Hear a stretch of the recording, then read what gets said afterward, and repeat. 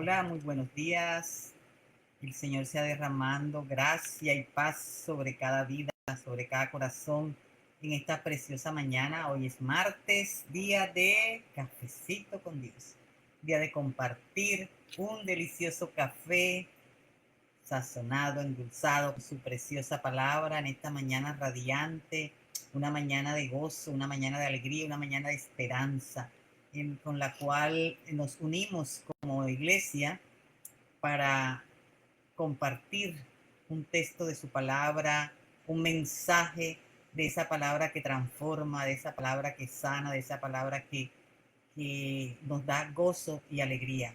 Gracias, Señor, por estos tiempos de cafecitos todos los martes y viernes que nos unimos, oh Rey del Cielo, como iglesia, Señor, como hijos tuyos, para compartir un cafecito, Padre del Cielo, y compartir tu poderosa palabra con el propósito, Señor, de que Cristo siga siendo conformado en nosotros, de conocer tu bondad, tu misericordia, conocer tus maravillas a través de la exposición de tu preciosa palabra. Gracias, Espíritu Santo de Dios. Te pido que en esta mañana, Señor, tú seas guiándome, Padre, conduciendo, Señor, este compartir de tu preciosa palabra. Gracias por cada una de las personas que van a conectarse y los que van a escuchar de pronto este cafecito luego, más tarde.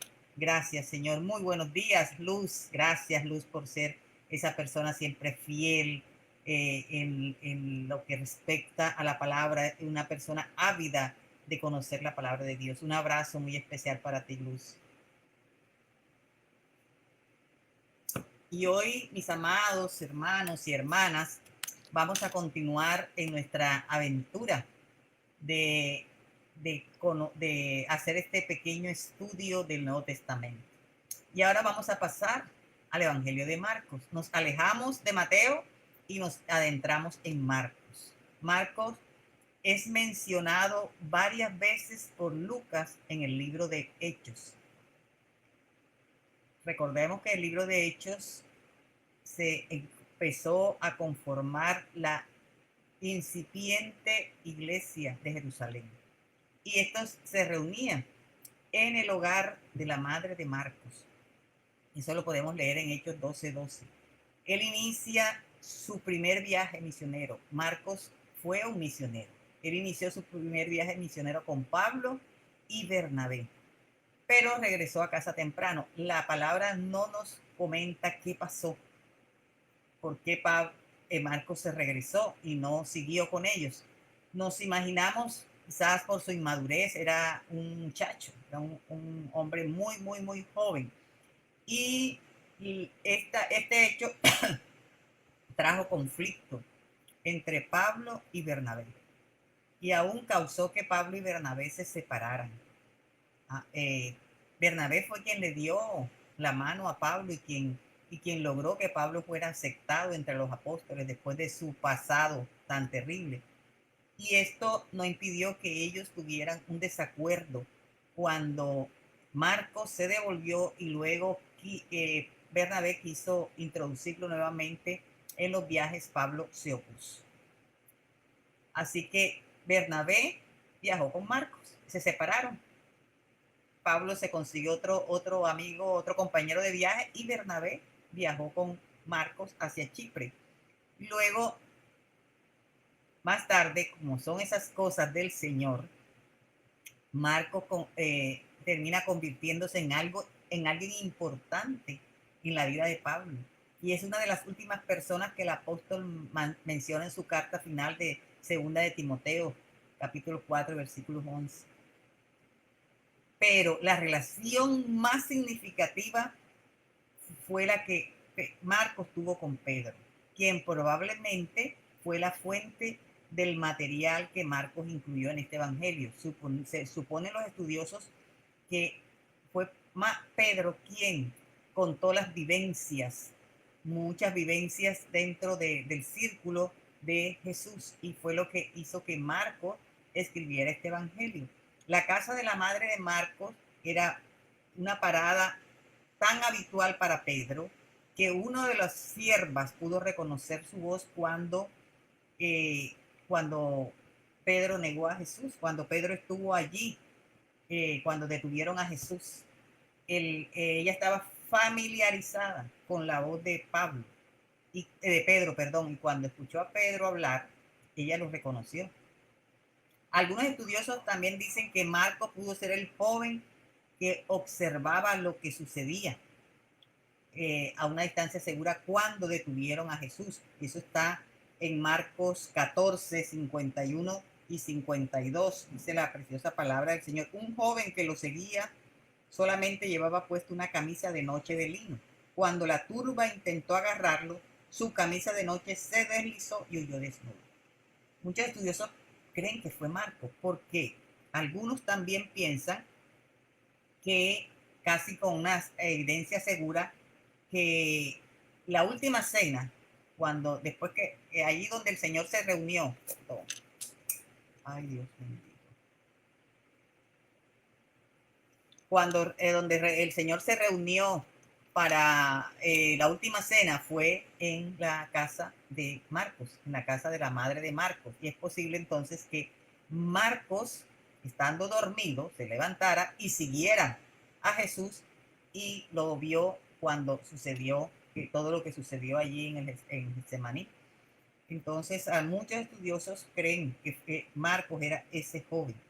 Marcos dirigió este evangelio especialmente para una audiencia romana, porque él da muchas explicaciones de cosas que si hubiese sido para una audiencia judía no hubiese tenido necesidad de explicarlas tan minuciosamente, porque para los judíos eran entendibles, mientras que para los romanos no era entendible. Marco enfoca en Jesús como un siervo que vino a servir y no a ser servido, lo cual para un romano que estaba obsesionado con el poder y la autoridad, esto les parecería algo ilógico, algo radical. Tratar de comprender que Jesús es Rey de Reyes con poder y autoridad y aún así toma postura, forma de servidor. El Evangelio de Marcos presenta a Jesús en un constante movimiento.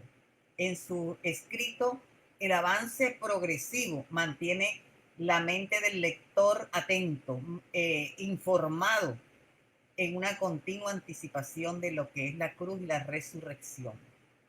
Marcos usa mucho la palabra enseguida y frases como de inmediato, repetidas veces a lo largo del libro, mostrando a su audiencia que el tiempo de Jesús en la tierra era corto, fue corto, y que él tenía mucho que lograr en esos pocos años de ministerio como siervo de Dios. El Evangelio de Marcos es el evangelio más corto de los 4 evangelios, solo tiene 16 capítulos.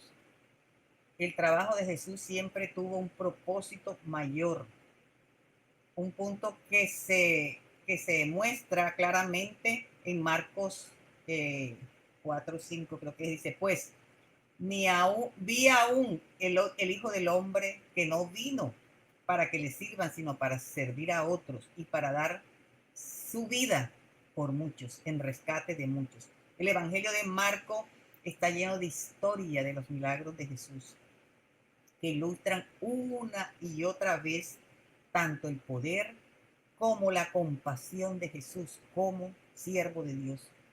Marcos revela que Jesús es más que un buen maestro, que le ofrecía al pueblo renovación espiritual. Él iba mucho más allá. Este libro presenta a Jesús como verdadero Dios y como verdadero hombre, tocando la vida de las personas y efectuando cambios físicos y circunstanciales en la vida de todo aquel que fue tocado por Jesús. Todo aquel que fue tocado por Jesús no permaneció igual. La vida de Jesús como agente de cambio no carecía de un propósito final. Durante todo su ministerio, él señaló de manera constante, definitiva, cómo serviría a la humanidad en su muerte y su resurrección, que es solo a través de la fe en las obras de Jesucristo que el ser humano puede encontrar redención eterna para todo su ser. Entonces, debo hacerme una pregunta. ¿cómo aplico esto en mi vida como cristiano? ¿Cómo aplico el Evangelio de Marcos en mi vida como cristiano? 3 veces en 3 capítulos consecutivos en Marcos 8, 9 y 10, Marcos muestra a Jesús informando a sus discípulos por anticipado de su gran sacrificio y victoria final. Él siempre les anunció a sus discípulos lo que iba a pasar. Pero los discípulos rechazaron esa preocupación, esa información, y tenían otras preocupaciones, otros asuntos en su mente. Dice Marcos 8, 31 y 32. Entonces Jesús comenzó a decirles que el Hijo del Hombre tendría que sufrir muchas cosas terribles y ser rechazado por los ancianos, por los principales sacerdotes y por los maestros de la ley religiosa. Lo matarían, pero 3 días después resucitaría. Mientras hablaba abiertamente de esto con sus discípulos, ahí continúa la historia. Pedro lo llevó aparte y empieza a reprender a Jesús. Y es cuando conocemos esa famosa historia donde el Señor le dice a Pedro: aléjate de mí, Satanás. Porque ellos no querían entender. En Marcos 9, 30, 34 también se muestra esta preocupación. Dice, pero no le contestaron porque venían discutiendo sobre quién de ellos era más importante. O sea, Jesús les estaba contando a sus discípulos lo que iba a pasar, pero ellos tenían su mente en otra cosa. Allí nos muestran que estaban más interesados en quién de ellos iba a ser más importante en el reino, discutiendo y peleando, como quien dice, de quién de ellos iba a ser más importante. Y en el capítulo 10 también el Señor les muestra y les cuenta que Él iba a ser traicionado, que iba a ser entregado a los principales sacerdotes y a los maestros de la ley, que lo condenarían a muerte, que lo entregarían a los romanos, que se burlarían de él, lo escupirían, lo azotarían. Pero ellos estaban allí, empeñados en que el Señor les concediera la petición de sentarse, los hijos de Zebedeo, uno a la derecha y otro a la izquierda.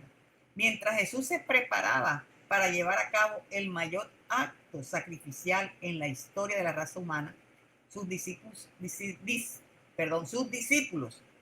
solo podían pensar en sí mismos, en su propia importancia y seguridad. Yo te pregunto, mi amado hermano, ¿sientes que es una batalla constante hacia el servicio sacrificial, así como lo sintieron los discípulos? Cuando enfrentamos oportunidades de servir, luchamos con la tentación de retraernos, de buscar nuestra propia comodidad y proteger nuestros intereses personales. No somos nada diferente a aquellos discípulos de Jesús. El desafío de Jesús es que Él nos presenta en este libro de Marcos, es escapar de esos patrones de ensimismamiento, de pensar solo en mí, que lo pudimos ver, apreciar en los discípulos. Con este escrito del Evangelio de Marcos que nos muestra al Señor como un siervo, nos enseña que debemos salir de nuestra comodidad, de nuestro confort y entregarnos a servir a nuestro Dios, servirle al prójimo con profundo amor, imitando a nuestro Rey, a nuestro Salvador. El Señor sea con nosotros, dándonos la fortaleza, la sabiduría para lograr que podamos ser verdaderos siervos del Dios Altísimo. Gracias, Señor, por tu preciosa palabra. Gracias, Padre, porque pudiste dejar consignados, Padre del cielo, estas verdades que son para nuestro bien, para nuestro bienestar espiritual, aún para nuestro bienestar físico, para nuestro bienestar integral como hijos tuyos. Señor, ayúdanos a meditar en este Evangelio de Marcos. Ayúdanos a escudriñarlo, Rey del cielo, para, Señor, recordar Rey, todo lo que pasaste, todo lo que hiciste y no se nos olvide y quede grabado, Señor, como tú fuiste un siervo del Dios Altísimo y que debemos imitarte cada día. Gracias, Señor. Gracias, Padre. Gracias, Hijo. Y gracias, Espíritu Santo de Dios. Por aquí, bueno, saludo al resto de personas que se conectaron en esta mañana. Por aquí ya saludé a Luz. Ceci, muy buenos días. La pastora Janet, buenos días. Livia, un abrazo muy especial para cada una de ustedes. Gladys, bendiciones y que tengan un maravilloso día. Que hoy sea un día muy importante para mostrarle al Señor nuestro servicio. Gracias. Y bueno, mis amados, sigamos disfrutando de un delicioso café y nos volvemos a ver el próximo viernes para un nuevo cafecito con Dios. Feliz día y un abrazo para todos.